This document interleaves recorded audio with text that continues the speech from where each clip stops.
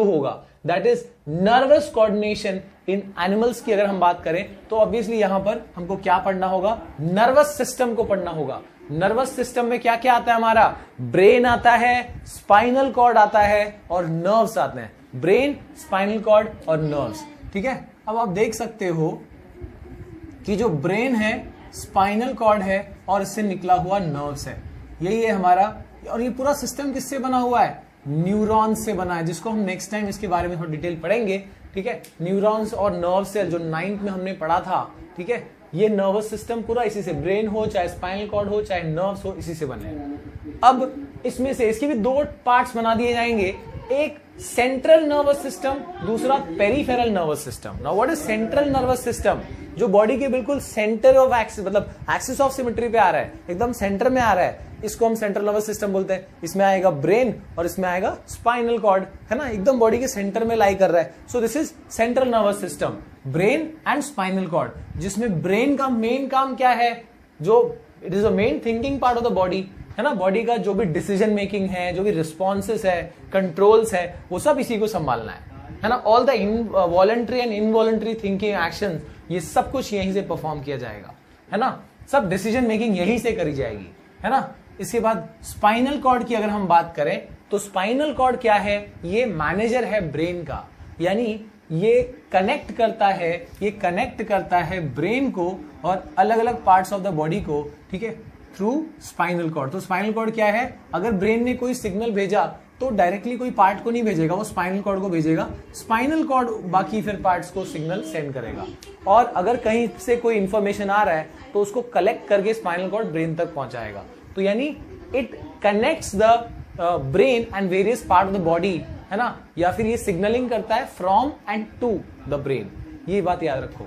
Okay, अब यहां पर इसमें सो ब्रेन हो गया, स्पाइनल कॉर्ड हो गया। इसके बाद बात करते हैं जो हमारा नर्व्स होता है, नर्व्स जो बॉडी के साइड में, सेंट्रल नर्वस सिस्टम मतलब जो सेंटर में आ रहा था, ब्रेन और स्पाइनल कॉर्ड, और नर्व्स कहां आएंगे, साइड में आएंगे। तो साइड को हम नॉर्मली बायोलॉजी में पेरीफेरी कहा जाता है। तो पेरीफेरल नर्वस सिस्टम मतलब जो हमारे नर्व्स है जो बॉडी के साइड्स में लाई कर रहे हैं, है ना। सो दोज नर्व्स, इसमें दो टाइप्स होते हैं, जो ब्रेन से निकले हैं उनको बोलते हैं क्रेनियल नर्व्स, और जो स्पाइनल कॉर्ड से निकले हैं उनको बोलते हैं स्पाइनल नर्व्स। अब ऑब्वियसली जो नर्व्स हमारे फेस से हैं, यहां से जो अटैच्ड हैं, वो सब क्रेनियल नर्व्स हैं, और जो हमारे हाथ पैर और बाकी बॉडी पार्ट्स के जो भी नर्व्स है वहां पर जो जुड़े हुए हैं, वो सब स्पाइनल कॉर्ड से आए हैं। So those are called spinal nerves. Cranial nerves जो ब्रेन से निकले हैं, स्पाइनल नर्व्स जो स्पाइनल कॉर्ड से निकले हैं। पर हमको यहां पर डिवीजन उस हिसाब से नहीं पढ़ना फिलहाल। पेरिफेरल नर्वस सिस्टम यानी जो नर्व्स है उनका काम क्या है, they carry messages from and to the central nervous system, है ना। वो क्या करते हैं, वो सेंट्रल नर्वस सिस्टम से मैसेज ले जाएंगे, या तो वहां मतलब पूरे बॉडी से मैसेज ले आके और उनको सेंड करेंगे सेंट्रल नर्वस सिस्टम में। यानी इन नर्व्स का काम क्या है, सिग्नल ले आना बॉडी पार्ट से और सेंट्रल नर्वस सिस्टम को दे देना, या तो सेंट्रल नर्वस सिस्टम से डिसीजन ले आना और बाकी पार्ट्स तक सेंड कर देना। ये काम है नर्व्स का, है ना। अब यहां पर जो पेरिफेरल नर्वस सिस्टम है, इसका भी दो टाइप्स है, याद रखना, सोमैटिक नर्वस सिस्टम और ऑटोमेटिक या फिर autonomous nervous system. Somatic nerves में कौन से वाले नर्व्स आते हैं, सोमैटिक नर्वस सिस्टम में कौन से वाले नर्व्स आते हैं, जो वॉलंटरी मसल्स को कंट्रोल करता है। अब जैसे वॉलंटरी मतलब क्या, जिसको हम कंट्रोल कर सकते हैं अपनी विल से, अपनी सोच से। अब जैसे कि यहां का मसल्स है, मैं ये मूवमेंट कर पा रहा हूं, ये मैंने सोच समझ के किया, दिस इज वॉलंटरी मसल। तो ये जो वॉलंटरी मसल का मूवमेंट है, ये इसमें कौन सा नर्व्स है जो ये काम कर रहा है, that is somatic nervous system वाला नर्व्स है। ओके, और जो ऐसे भी मसल्स होते हैं, जैसे हमारे हार्ट वाले मसल्स होते हैं, ठीक है, जो हार्ट का बीट होना हम कंट्रोल नहीं कर सकते कि हाँ भाई ऐसे कर दिया हार्ट का बीटिंग रुक गया, ये नहीं कर सकते आप। हार्ट बीट होता रहेगा, वो अनकंट्रोलेबल, हम नहीं कंट्रोल कर सकते अपनी विल से। सो यानी ऑल इनवॉलंटरी, इसको बोलते हैं इनवॉलंटरी। जितने इनवॉलंटरी जो हमारे फंक्शंस है या एक्शंस है, वो सब कौन से नर्व्स वहां पर अटैच होते हैं, ऑटोनॉमस नर्वस सिस्टम वाले, ऑटोनॉमिक या ऑटोमेटिक नर्वस सिस्टम वाले, ठीक है। अब सोमैटिक यानी वॉलंटरी एक्शंस, और ऑटोनॉमिक नर्वस सिस्टम में कौन है, इनवॉलंटरी एक्शंस वाले जो भी नर्व्स है। ओके, तो यानी हार्ट वाले नर्व्स किस में आएंगे, जो हार्ट से जुड़े हुए हैं, जो हार्ट बीटिंग कर रहे हैं, इनवॉलंटरी है, ऑटोनॉमस आएंगे। हाथ पैर में जो है, दे आर वॉलंटरी, हम कंट्रोल कर सकते हैं अपनी will say, so that is somatic nervous system. और इसके बाद ऑटोनॉमस का भी यहां पर 2 आ जाएगा, इसके भी 2 पार्ट्स हो जाएंगे, एक सिंपैथेटिक और एक पैरासिम्पैथेटिक।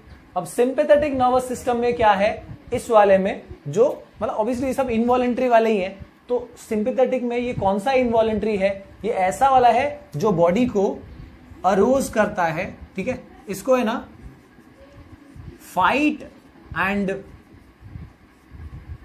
फ्लाइट सिस्टम से भी आप अटैच कर सकते हो, या फिर समझ सकते हो कि ये हमारी बॉडी को क्या करता है, हमारी बॉडी का एनर्जी बढ़ाने का काम करता है, ठीक है। जैसे मान लो कि हमारी बॉडी को अगर किसी चीज से डर है, या पीछे शेर पड़ गया, ठीक है, जू में गए हो, आपको पता नहीं, आप शेर के साथ खेल रहे थे और तो आप पिंजरा खुला हुआ था, तो ऐसे में जो आपके पीछे आया, आप जो दौड़े, ऐसे टाइम पे आपका रेस्पिरेशन, एनर्जी प्रोडक्शन, है ना, पर्सपिरेशन, हर चीज, हार्ट बीट सब बढ़ जाएगा। तो ये बॉडी को एनर्जाइज करने का काम है। तो ये कौन से नर्व्स कर रहे हैं, ये कर रहे हैं सिंपैथेटिक नर्वस सिस्टम। और जो पैरासिम्पैथेटिक नर्व्स है वो क्या करते हैं, इसका उल्टा काम करते हैं, बॉडी को रिलैक्स करने का काम करते हैं, है ना।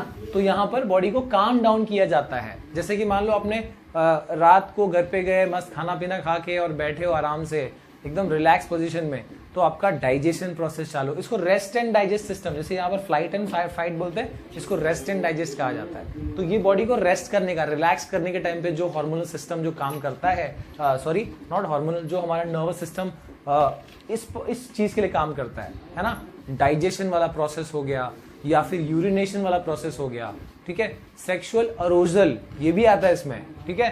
तो यानी ऐसे सब जो फीलिंग्स होती है, या ये सब जो सेंसेशंस होता है, ये सब बॉडी रिलैक्स होगा, ऐसे टाइम पे ये सेंसेशंस एक्टिवेट होता है, जो बॉडी को और रिलैक्स मोड में ले जाता है, ठीक है। तो ये बॉडी को क्या करता है, एनर्जाइज करता है, ये बॉडी को काम डाउन करता है, ठीक है। ऐसे 2 नर्व्स है हमारे अंदर जो किस में आते हैं, जो इनवॉलंटरी नर्व्स वाले सिस्टम में आते हैं, ओके। तो ये चीज को आप प्रॉपरली नोट कर लो, और एक बार अपने हिसाब से भी एक बार इसको पढ़ लो, रीड कर लो, और उसके बाद फिर हम नेक्स्ट पार्ट में ब्रेन का फंक्शन, ब्रेन के पार्ट्स, ठीक है, स्पाइनल कॉर्ड का फंक्शन, इसके अलावा बाकी जो हमारे ये वाला तो डिटेल में आपको इतना नहीं, पर न्यूरॉन्स के बारे में, कैसे सिग्नलिंग पास होती है वो देखेंगे, ठीक है। अलग अलग हॉर्मोन्स का कैसे हमारे मतलब ह्यूमंस में और प्लांट्स में कौन से हॉर्मोन्स है, क्या काम करते हैं, ये सब कुछ देखना है, ठीक है। लेकिन आप पहले इस वीडियो को पॉज करके और ये चीज नोट कर लो, नर्वस सिस्टम के बारे में। ऑब्वियसली प्लांट्स में तो ये होता नहीं है, यानी कि हम ह्यूमंस के हिसाब से जो नर्वस कोऑर्डिनेशन है वो डिस्कस करेंगे। मैंने आपको जो इंट्रोडक्शन फर्स्ट पार्ट है उसके अंदर ऑलरेडी हमने डिस्कस करा कि भाई 2 टाइप के कोऑर्डिनेशन होते हैं, वन इज हार्मोनल कोऑर्डिनेशन, दूसरा इज नर्वस कोऑर्डिनेशन।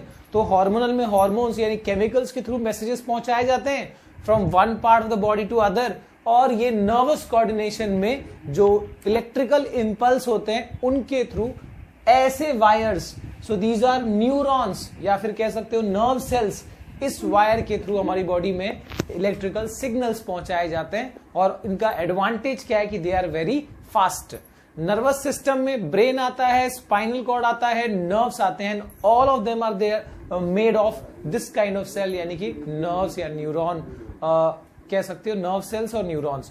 9th में हमने इसके बारे में थोड़ा बहुत पढ़ा था कि भाई ये कौन से टिश्यूज है, दे आर स्पेशलाइज, जो बाकी टिश्यूज में वो एबिलिटी नहीं है इलेक्ट्रिकल इंपल्स को कंडक्ट करने की, वो खूबी इनके अंदर है, ओके। तो हमारा पूरा नर्वस सिस्टम इसी से बना हुआ है, पहले तो आपको ये याद रखना है, ठीक है। और इसमें जो भी बॉडी पार्ट्स है इसका स्ट्रक्चर कम से कम याद रखो। This is the cell body called cyton. इस पार्ट को, ये जो सेगमेंट है इसको एक्सॉन कहा जाता है, ये नर्व की एंडिंग है, नर्व एंडिंग, ठीक है। This is the nucleus of cyton या इस सेल का, ठीक है। और ये क्या है, ये डेंड्राइट्स है। डेंड्राइट्स क्या होते हैं, डेंड्राइट्स वो है जो एक्चुअली सेंस को कैरी करने के लिए बने हुए हैं, अलग अलग टाइप के सेंसेस को वो इलेक्ट्रिकल इंपल्सेस में कन्वर्ट करने की खूबी रखते हैं, ओके। तो ये चीज हमने देख ली। हमारा ब्रेन हो, चाहे स्पाइनल कॉर्ड हो, चाहे नर्व्स हो, ये सब इन स्पेशल टाइप ऑफ टिश्यू या सेल से बने हुए specially, okay. So nerve cells, यहाँ पर न्यूरॉन्स, इसका स्ट्रक्चर आपको पता होना चाहिए। दूसरी बात और बहुत इंपॉर्टेंट बात, यहाँ पर हमको ब्रेन और स्पाइनल कॉर्ड का थोड़ा वो स्ट्रक्चर और फंक्शन याद रखना है। तो सबसे पहले ब्रेन, भैया ये ब्रेन कैसे बनेगा यार, बहुत सिंपल है, इतना तामझाम नहीं करना है। क्या करो, ऐसे वाला एक स्ट्रक्चर बनाओ। और मेंढक का पैर कैसा होता है, देखो ये ऐसा एक आउटलाइन याद रखो, ये तो बड़ा भयंकर बन जाएगा, पर एक ऐसा आउटलाइन याद रखो। और मेंढक का पैर जो होता है ना ऐसा होता है, देखो, है ना। तो इस तरीके का स्ट्रक्चर, एक उल्टा सी सीधा सी, उल्टा सी सीधा सी, ऐसे करते जाओगे तो ये ऑलमोस्ट आपका ब्रेन का डिजाइन, जरूरी नहीं कि ऐसे ही बने, ऐसा भी बना सकते हो। तो बहुत लोगों को डायग्राम में दिक्कत होती है, अरे यार ऐसे ही कर दो, ज्यादा इतना आपको हाई डेफिनेशन डायग्राम जो है नहीं बनाना होता एग्जाम में। ओके, तो ये हमारा ब्रेन है, एक बेसिक स्ट्रक्चर बना दिया मैंने। इसमें सबसे मेन और सबसे बड़ा पार्ट है ये सेरिब्रम।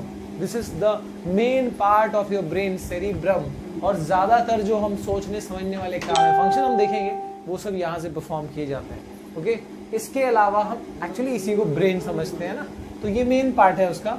और इसके अलावा देखो क्या क्या है, और बहुत सारे पार्ट्स हैं, हमको यहाँ 10th के हिसाब से करना है। This is the pituitary gland. Gland वाली सिस्टम में, हार्मोनल कोऑर्डिनेशन में नेक्स्ट पार्ट में हम इसको देखेंगे डिटेल में। ओके, वैसे इसको मास्टर ग्लैंड कहा जाता है क्योंकि ब्रेन से अटैच है, ब्रेन से सारी इंफॉर्मेशन मिलती रहती है इसको। Okay, medulla, this part is called medulla. और ये है सेरिबेलम, सेरिबेलम, ठीक है, इसको बोलते हैं बड़ा मेंदू, मराठी मधी मेंदू।